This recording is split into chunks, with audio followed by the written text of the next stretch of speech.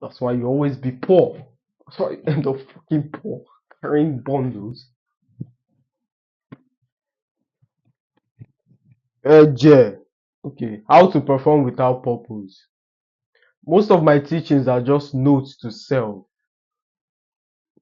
titles that I can identify within my mental tapestry and derive the lessons to pull me through out of the situation. But this is what most people struggle with: lack of purpose.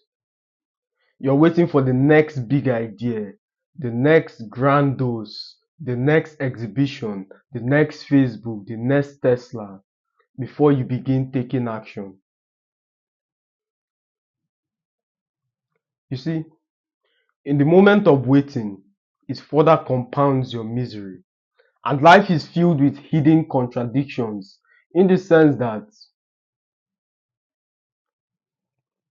the things that should make you happy, or the things or the road to happiness, is sad, while the things you do to become happy will make you sad eventually. Let me rephrase that. The things you do to become happy will make you sad eventually, but the things that make you sad would make you happy. The road to heaven seems like hell. The road to hell seems like heaven.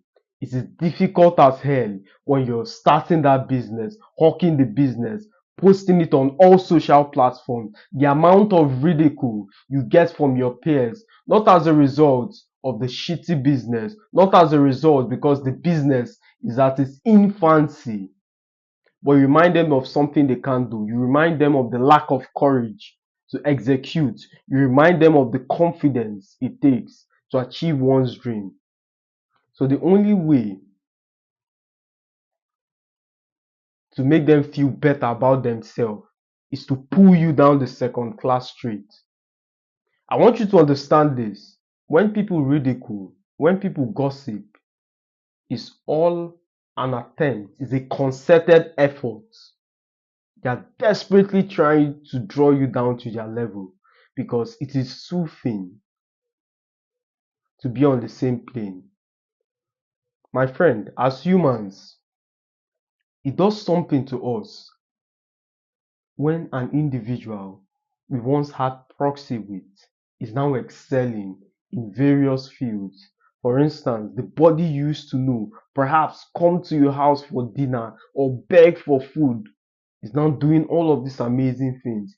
Definitely, you will always find one or two flaws in his activities. You desperately try to bring him down. You will try your best. Not because you're a bad person or because you're envious. It's hardwired in us as human beings. That's our default.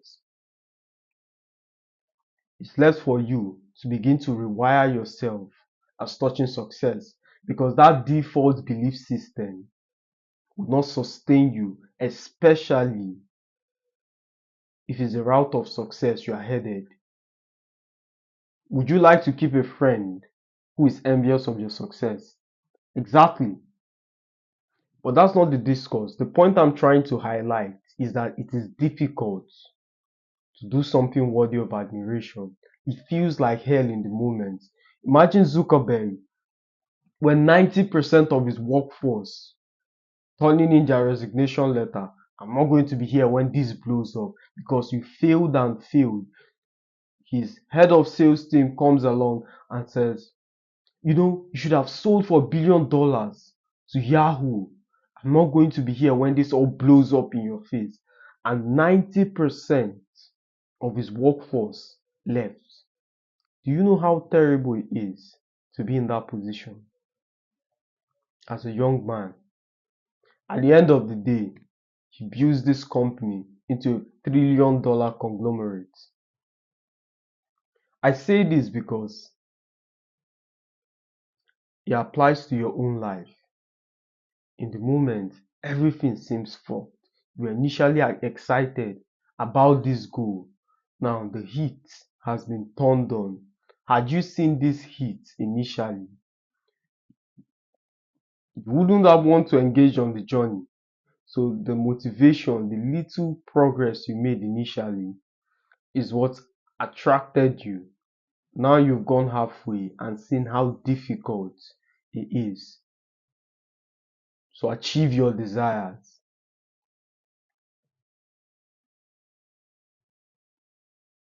Learn how to perform without purpose. That's the discourse. At the infancy of my career, in the early days, I had no purpose, no drive. Every morning I would get up by 5 a.m., pick up a material associated with the stock market, start consuming information, content on how to take advantage of inflation, debilitating economy. How do you make profit? Where does money come from? Who prints all of this? What is the legal thing that to print tons of money? We see all over the news, this company or this country is in debt. This country is in debt. This country owes this country XYZ. Why don't that country turn on the money printers and pay off the debt? So there were various questions I wanted to answer, and I would spend my time in those activities. Had roommates back, and every single one of them would look down on me, sitting on the coarse, hard tiles as early as 5 a.m., reading books or materials. It looked stupid at first. I mean, it still looks stupid till now from a logical standpoint. But there was no purpose, no drive attached to that activity. On a long enough time frame, I was able to meet a guy, communicate my dream of stocks, and position myself as some guru in the stock market. He solicited I set up his account. I made tons of money from that one deal. I made a bet on EV charging stations. It profited thousands of dollars. Now I see all of this as milestone achieved, not as goals or bro, I'm rich. No. Thousands of dollars is lunch, is shit. You don't have thousands of dollars. What the fuck are you doing? But if you look at it in hindsight, you would foolishly believe I had everything mapped out. That the reason he's going through these stringent disciplines, ignoring the ridicule, is because he has seen the end. He knows where he's going. My friend, I was confused as hell. I had no idea how to link this to my destiny, but I understood something fundamentally, that every single point in my life or every juncture, you must ask yourself this: what is the best move to make? Irregardless if you're in a prison cell, if you're poor, you just lost your dad, you lost the house, you lost your girlfriend, the question you must ask is what is the best move to do? And I looked at that material, although I've read it 100 times, I will read it 20 more times because that is the best thing to do in this situation. I refuse to spend my youthful ages when I'm at my prime energy going to parties, making 1,000 approach day game. What are you people doing with your life? And you wonder how I'm monumentally successful. I thought like this at age 18. Didn't even fucking cross your mind because you're too busy jerking off Pornhub. I can't stop myself from typing porn. Fuck is wrong with you people? When someone comes up to me and says, I lack motivation, it pisses me off. It's disgusting because what you're saying is, I'm not motivated enough to liberate my family from this shitty hole. I'm not motivated enough to get out of this painful situation. I'm not motivated enough to stop having people look down on me. That is the exact sentence I see in your communication. I would like to believe that every NSC fan doesn't think that way. As usual, I'm in a hurry and I believe that performing without purpose is one of the best things you can do. Now, the actionable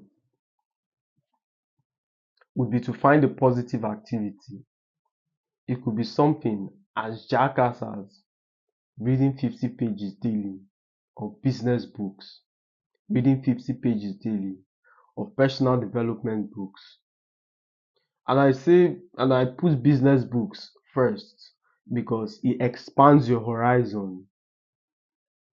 It draws out the creativity in you. And it's better you take action business wise as opposed to personal development. People training you to chant affirmations and singing kumbaya. Rather, you prioritize taking action and discipline over the so-called personal development, which is also helpful. Now, I'm not trying to put one against the other or saying this is better than this, do. No. I make my teaching as open-ended as possible. As unfortunate as it sounds, we are all individuals with different perception towards life, by extension, different consequence, and we must be left to reap the good or bad as touching our decisions.